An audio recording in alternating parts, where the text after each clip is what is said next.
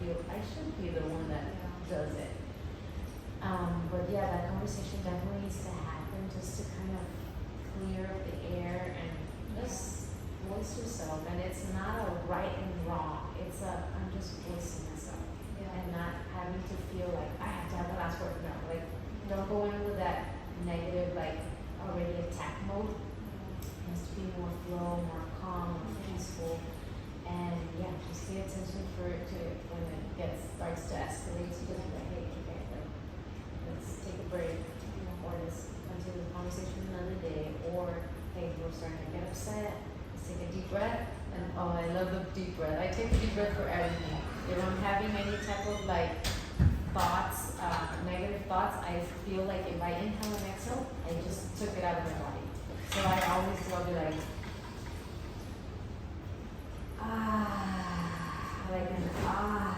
just let it go, and your body instantly feels relaxed and peaceful.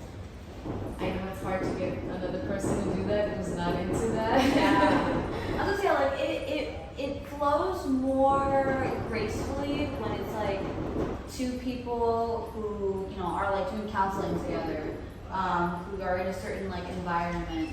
I think it takes a lot of like courage and grace and strength as a person to be able to like do that yourself and not expect anything out of it, and not try to and not expect it to go a certain way. Like just say, hey, I want to be heard, this is what I want to communicate, and like you said, notice when it's escalating or when it's going at a very negative point, and then just try to turn that back down or turn that around. Like I think it takes a lot of practice, and it takes a lot of grace and strength.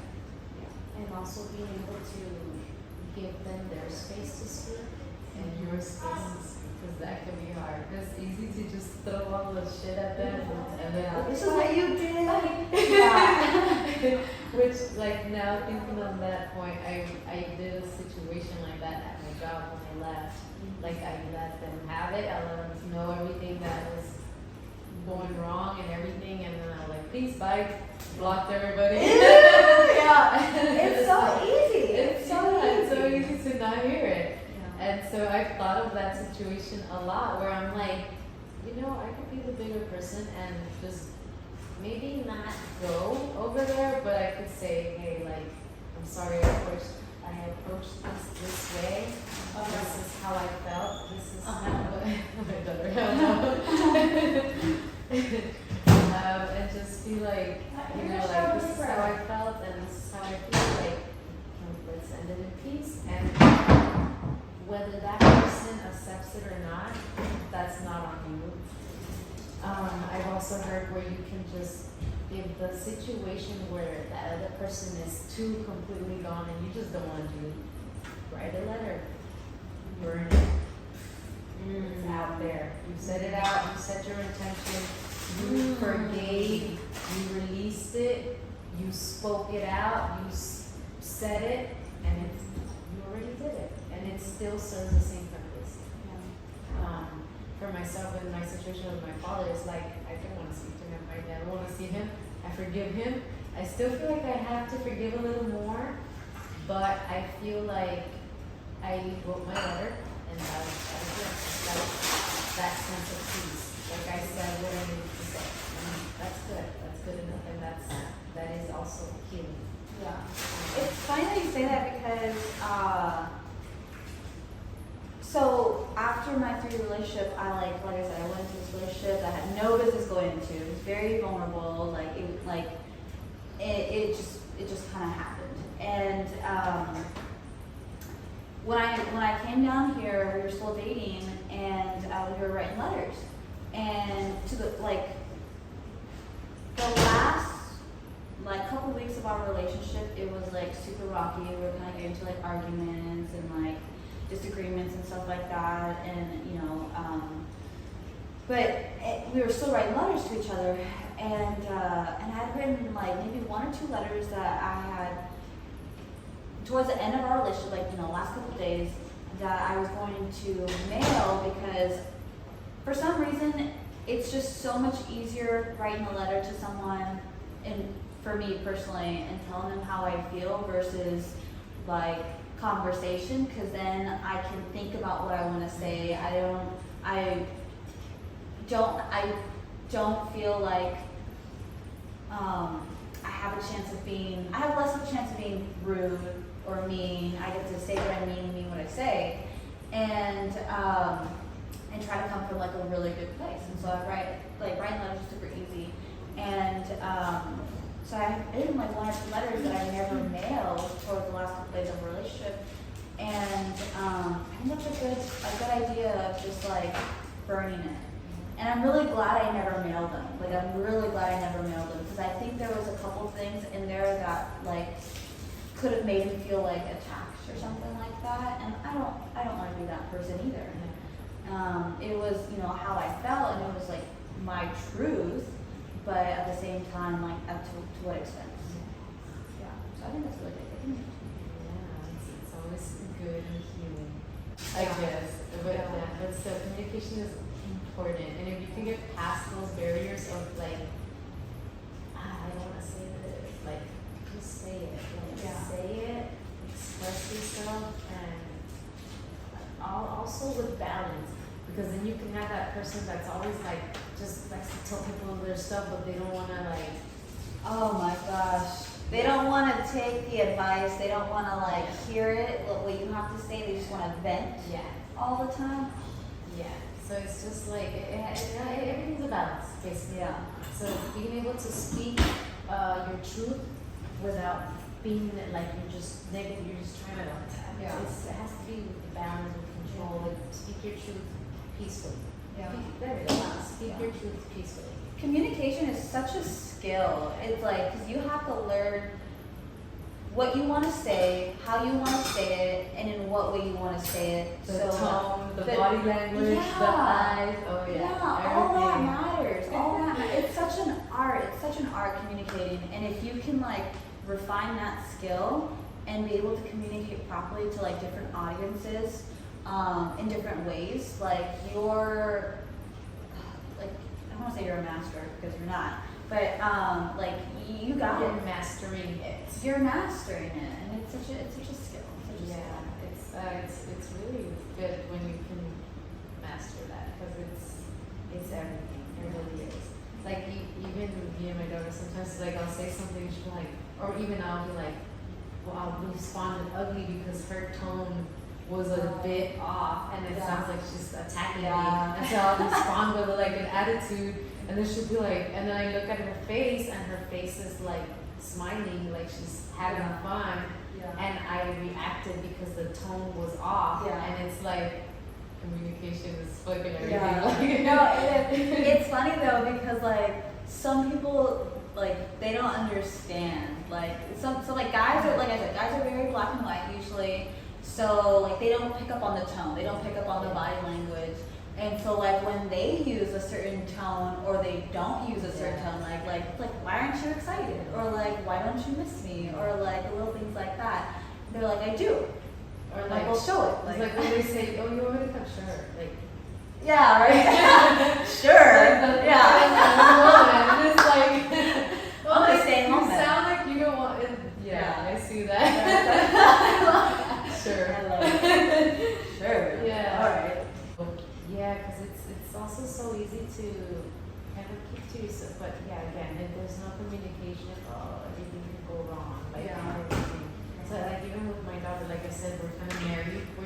We room together, so there's been times where I'm like, okay, we need to talk about this, and I'm older, so she's young. She's 19, so she'll be like, I don't want to talk about that, and I'm like, we need to talk about it, because if we don't, then one little thing's gonna set me off, and I'm gonna let you have it because I'm mad, because it just ticked me off that you didn't put the sock away, or something stupid, you know. But it's like if I don't tackle the conversation now, it's gonna come off ugly later. So it's good to know, like, hey, this keeps happening, and I'm getting bothered, and it's now time to have that conversation now, as uncomfortable as it is, because when we wait to that moment, it's explosive and it's ugly, and we're both gonna say things we don't mean, and it hurts more than having this uncomfortable at the beginning, and then it flows, and then hey, we hug it out, we love you, blah blah blah. Yeah. So beautiful.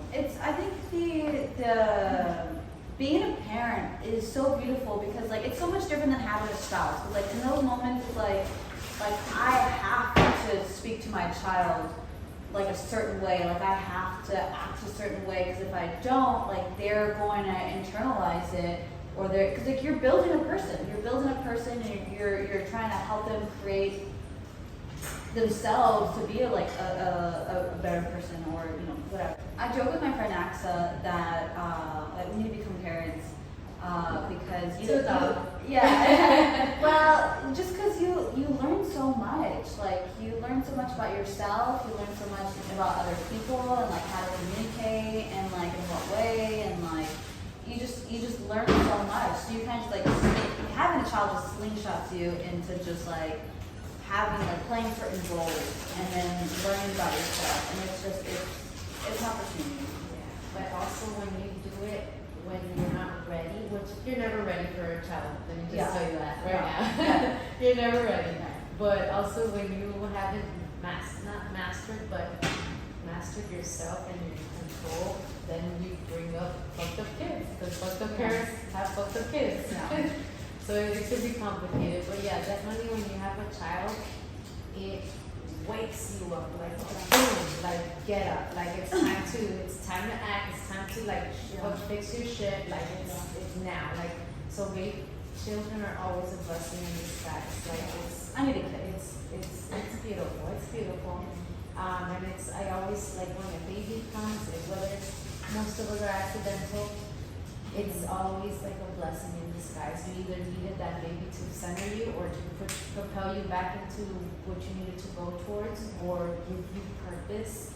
But yeah, it's tough. It's tough, and it's a journey in itself, but it's very nice. Yeah. Let's go back to our romantic relationship. Well, I mean, either way, it's still relationships. It's different types of relationships. Yeah. Okay, top 2 favorite relationship lessons. Ooh, let's do one romantic and one like family. Or let's do family, friends, and romantic. Family, friends, and romantic. Okay. Family would be learning to hold my tongue. And there's like a good way, a healthy way, and there's like a not healthy way of internalizing and stuff like that. So learning how to hold my tongue in a healthy way so that there is peace, right? And not so the horrible way, right? The unhealthy way would be like learning to hold my tongue for peace, but internalizing that for a later argument. Yeah. So like learning to let go and forgive, and just trying to I'm gonna say learning to let go and be at peace, I would say. I think that's a good one. For friends, I constantly go back to my relationship with my friend Ceci. I met her in college. We were wrestling teammates. Her and Paige, my friends. But I constantly go back to my relationship with Ceci because there's a moment where like I really fucked up. Like I just wasn't thinking of like how I was acting, how that could impact her relationship with like her boyfriend, because we were all roommates, and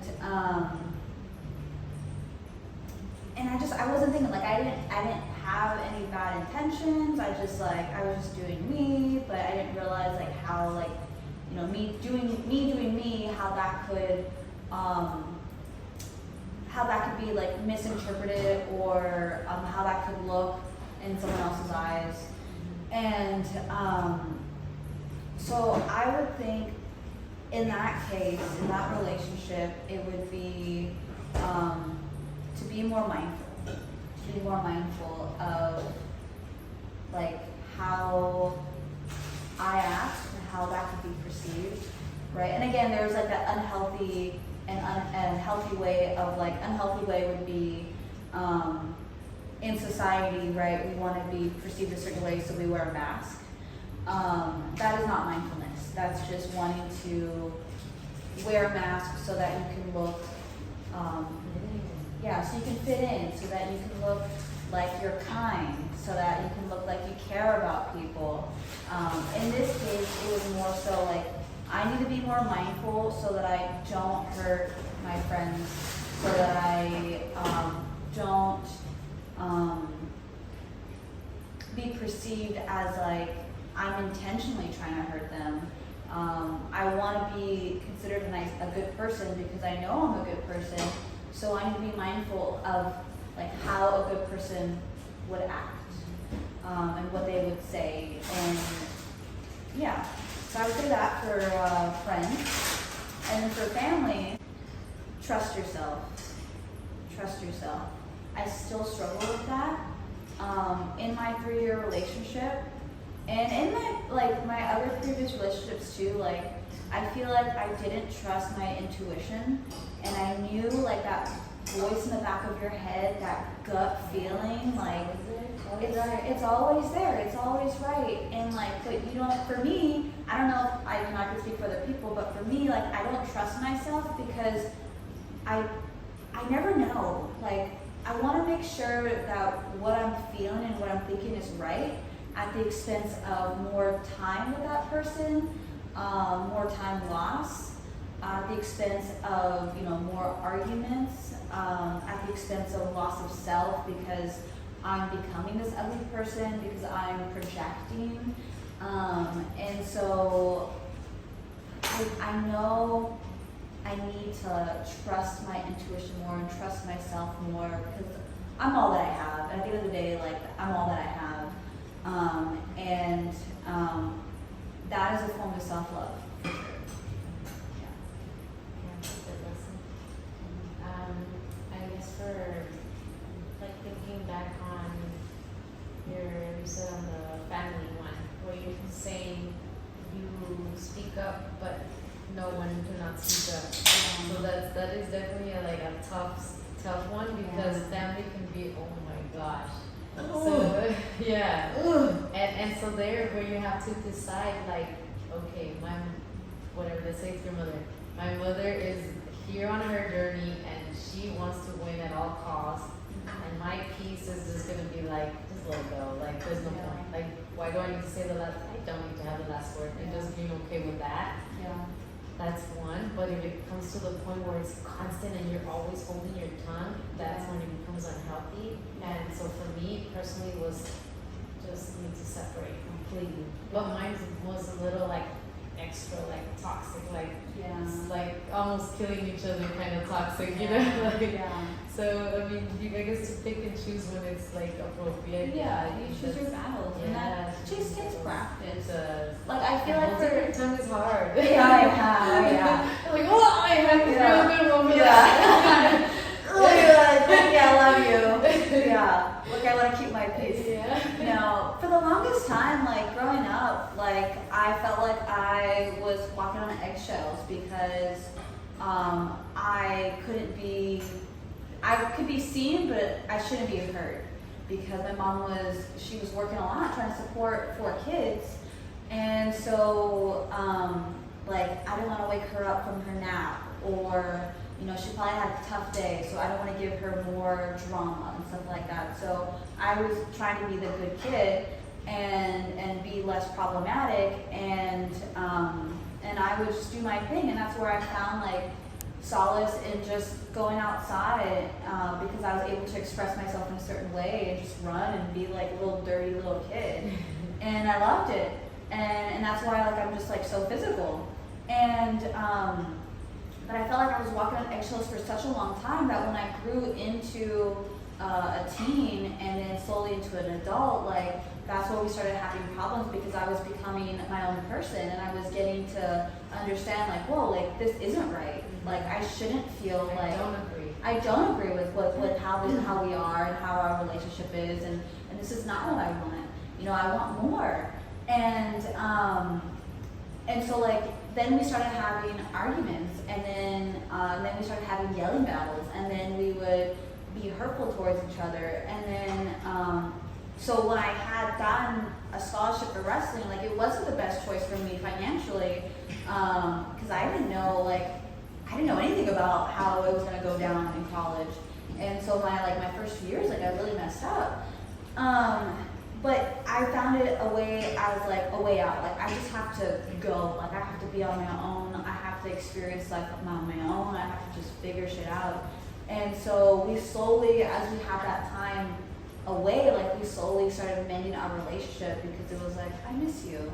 You know, I miss your presence. I miss your smile. I miss like your laughter. And those little things that you don't. You still love them and all that. Yeah, and all that. Yeah, and all that. So you learn to find the good, instead of focusing on the bad. And it was such a beautiful journey, but it took a while. And so like now it's just like trying to, right? It was walking on eggshells, first like loud bursts because I didn't know I just couldn't handle it anymore, to trying to figure out a way to communicate effectively and properly, so where we both feel seen and heard and have a safe space, while also keeping the peace. So it's been a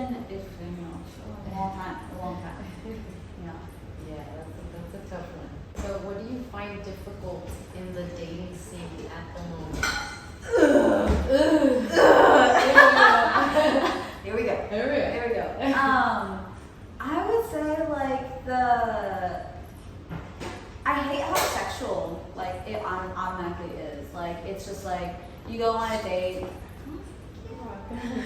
You go on a date and then they automatically think like, oh, okay, like I'm paying for your meal, like, you know, let's go to my house, let's go hang out. Or so I don't like how sexual it is, as well as like how you go on dates and you can go on several dates and then it becomes like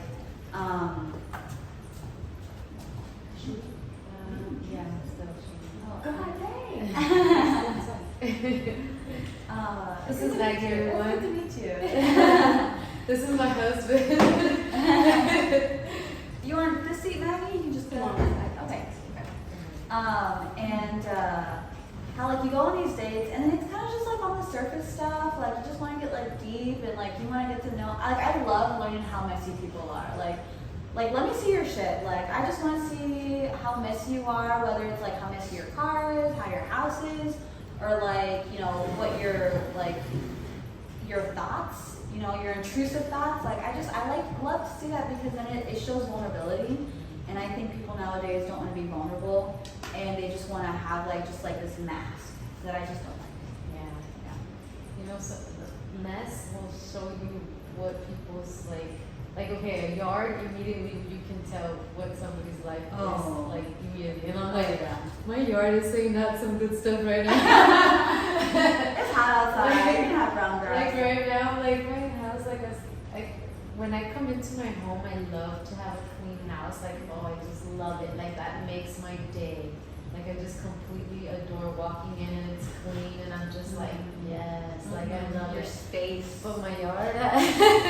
Well, it's not like you have like swing sets that are old and rusty and like old toys and stuff. And I'd be like, girl, I just need to water my grass. Yeah. We live in Texas, I'm y'all. definitely trying to focus on that next.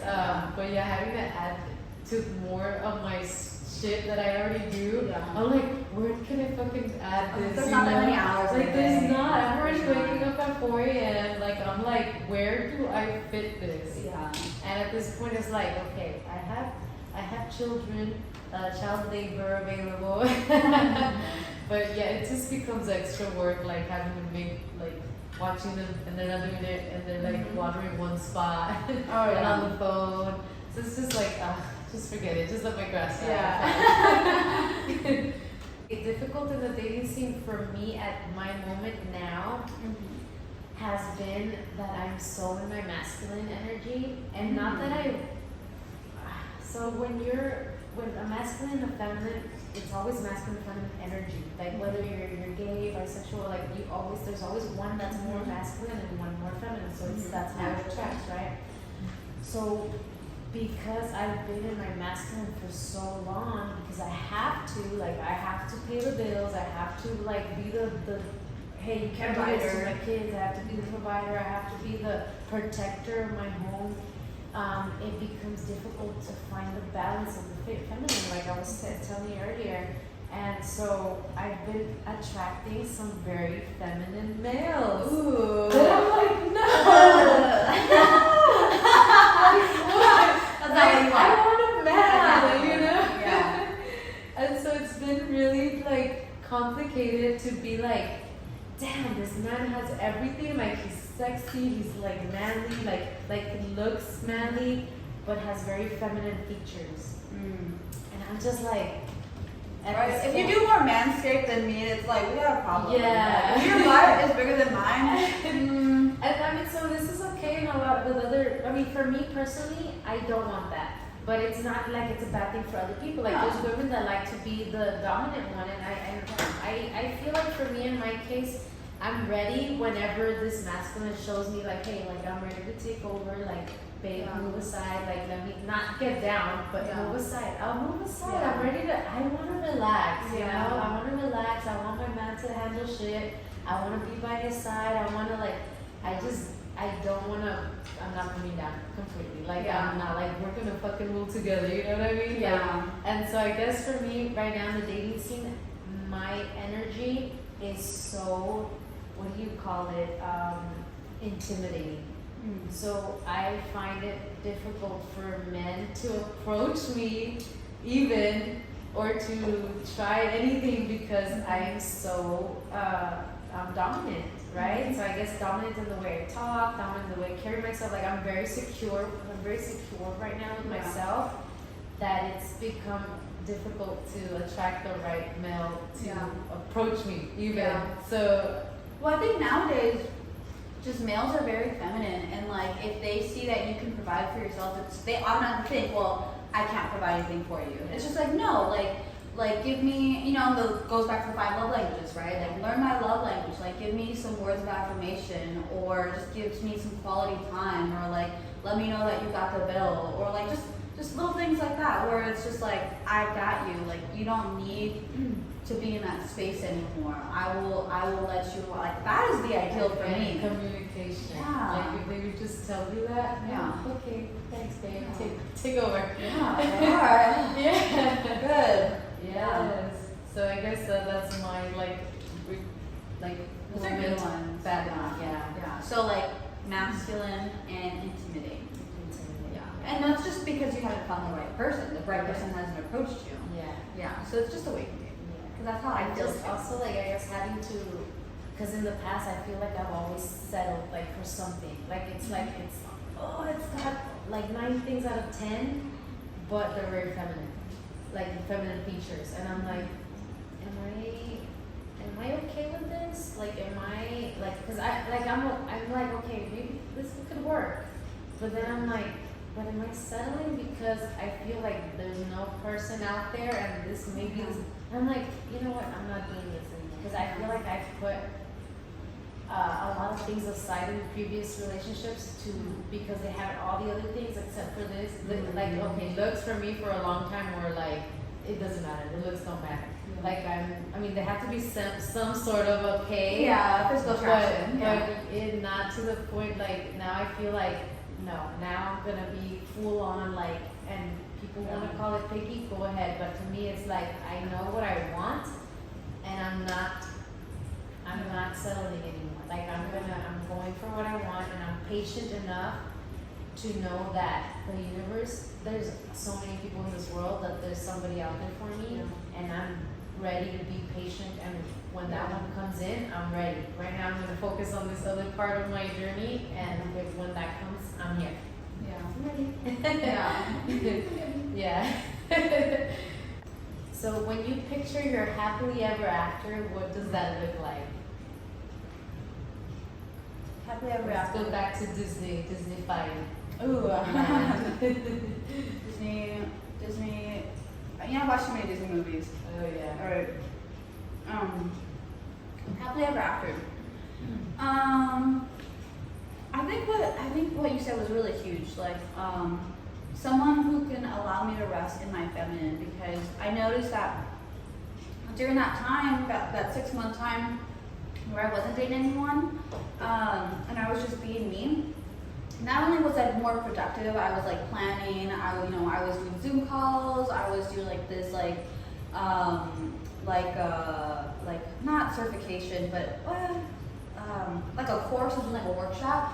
So I was doing like workshop. I was doing breath work. I was doing meditation. I was doing yoga. I was working out a little bit.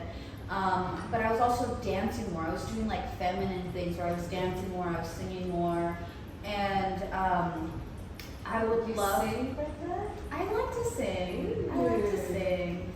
Not as good as you.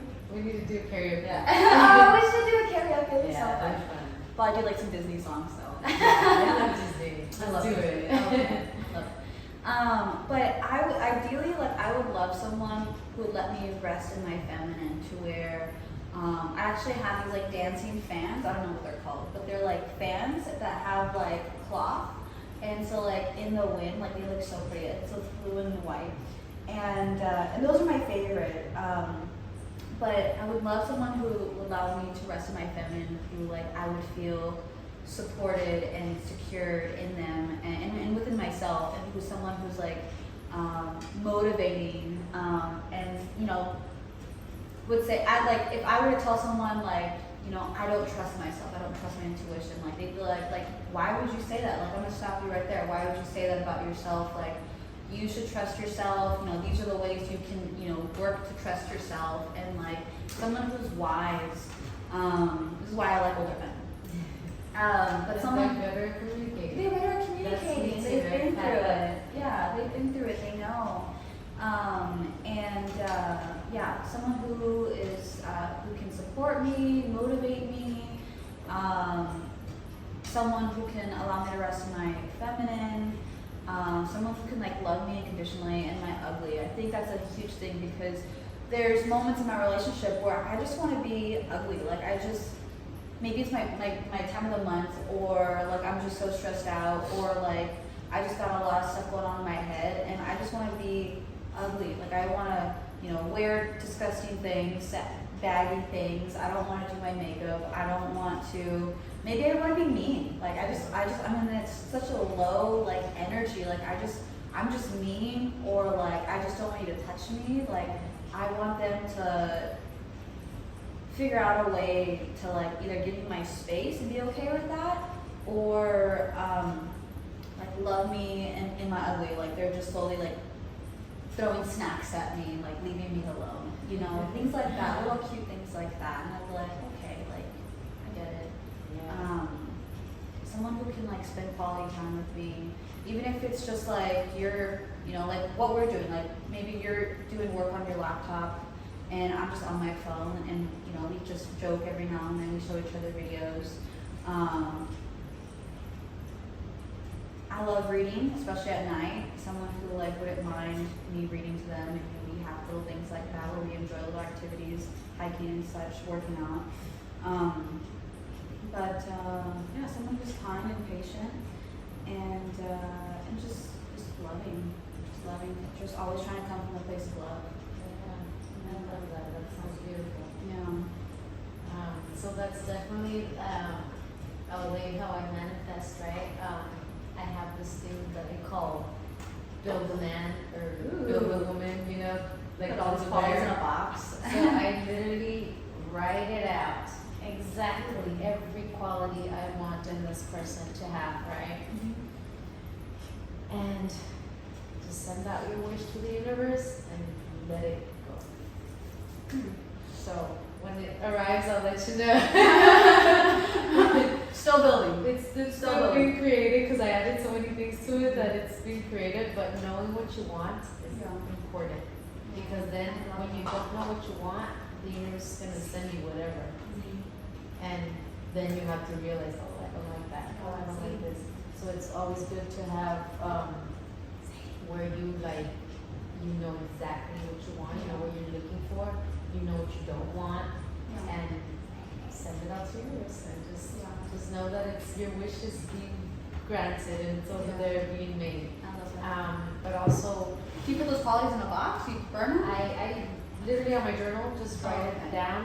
But I also have like my manifestation thing, and I'm gonna add it to that. So I have a manifestation like on my tablet where I look at it every night before I go to sleep. Like I'm literally like falling asleep looking at it.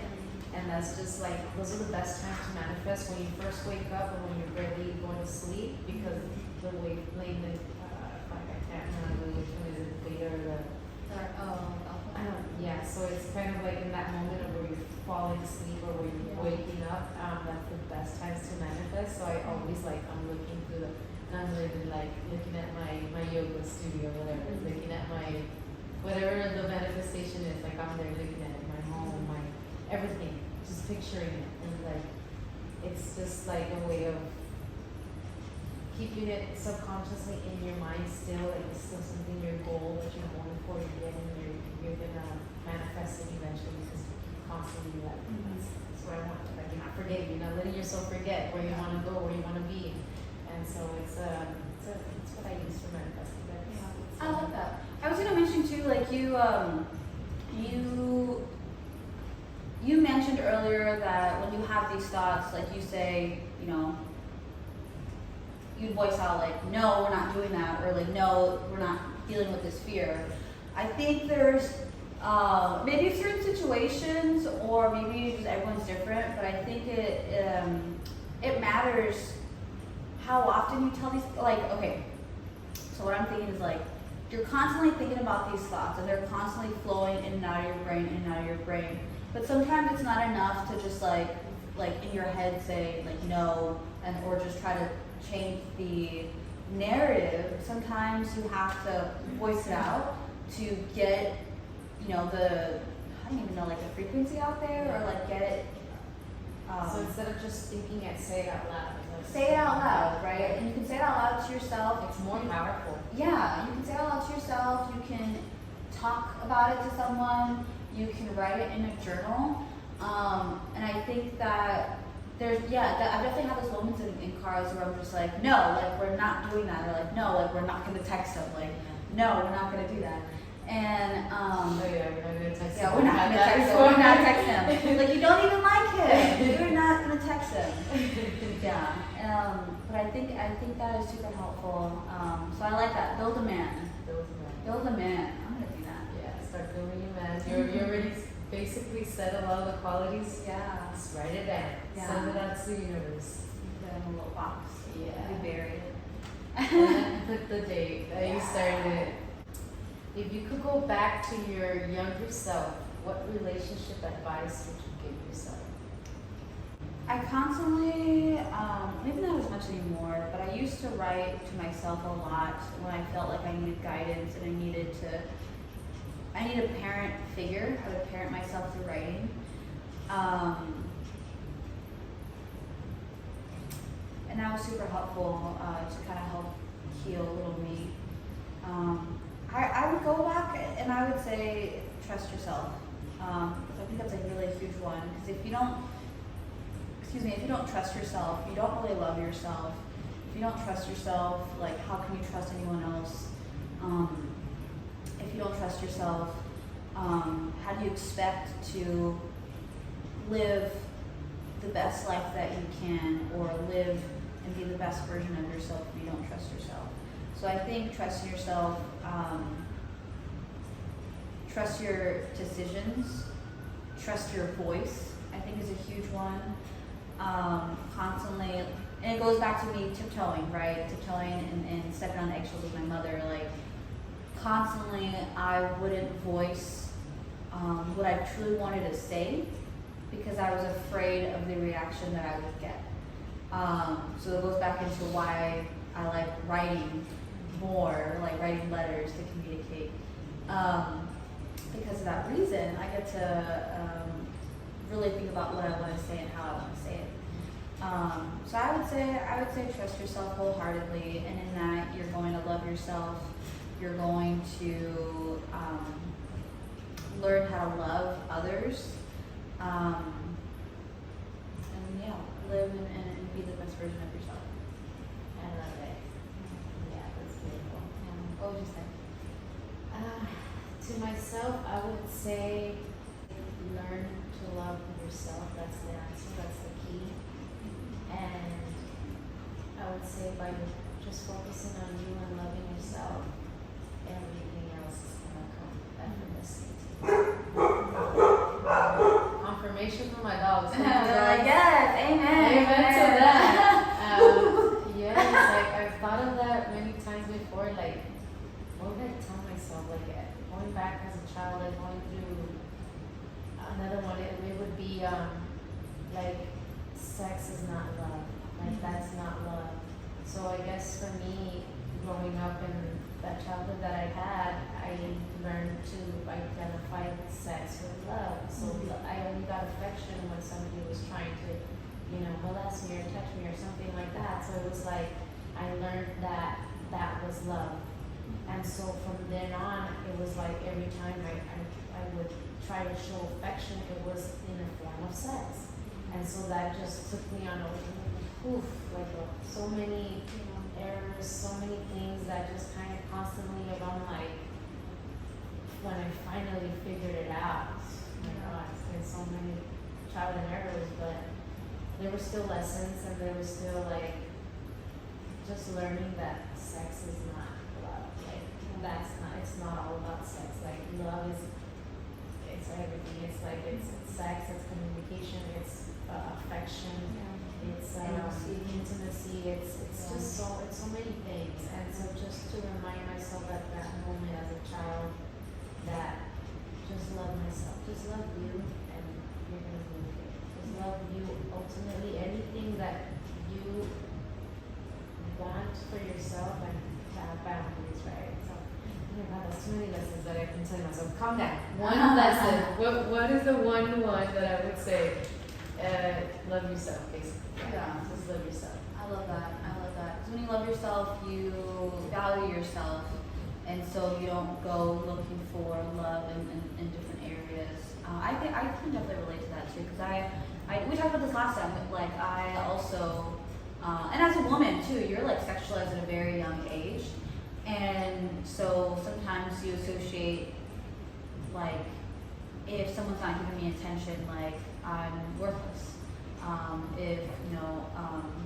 If I have sex with this person, they love me, and it's not the way to go, because it's not real love. So it is a journey, but when you finally like understand, like, sex isn't love, being in a relationship isn't always love, then you get to really, really, really know about what love is. Yeah. And sometimes, for some people, like, they don't have to go on that journey, but for other people, like, you have to. That's the only way you're gonna learn.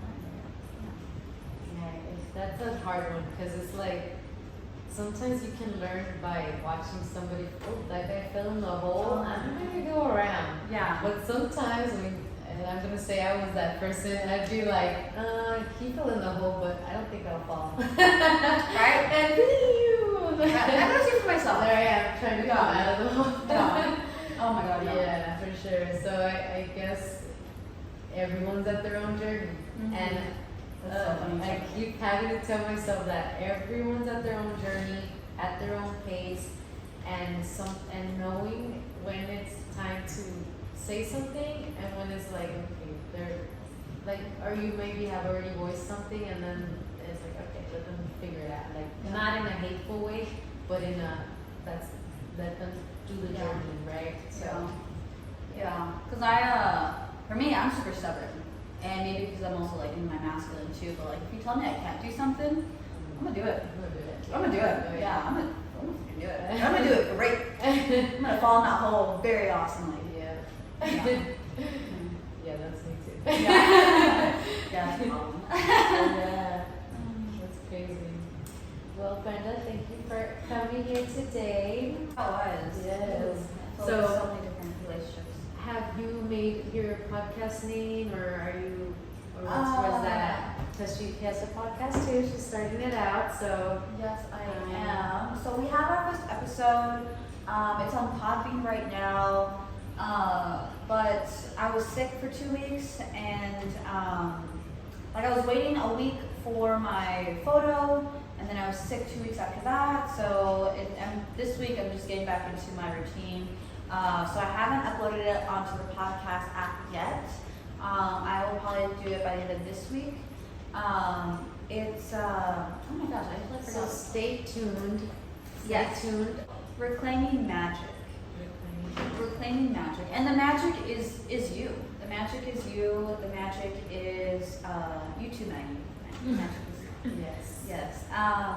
No, the magic is you. It's the human experience. It's whether you're a man or you're a woman or whatever you identify as. Like it's you're reclaiming your power, and it's through stories. It's through conversation. It's through when you have conversations. It's realizing like, holy shit, like I do this. Let me take a step back and let me reflect so that I can be a better version of myself. So you're reclaiming your Magic. magic. Yeah. Yeah. So when she approached me, she was like, she said, "I'm just a girl with a dream." And I was like, I love that. That's so beautiful. Yes. So. I was like, you have to be on my podcast. I'm just a girl with a dream. All I got is my phone. I don't got anything fancy. So. So yeah. And I think when we stop being in the lack mentality is when the magic happens. When we stop like, oh, I need the whole band to create a song, like we don't. Stop being in the lack mentality and everything's gonna show up for you somehow.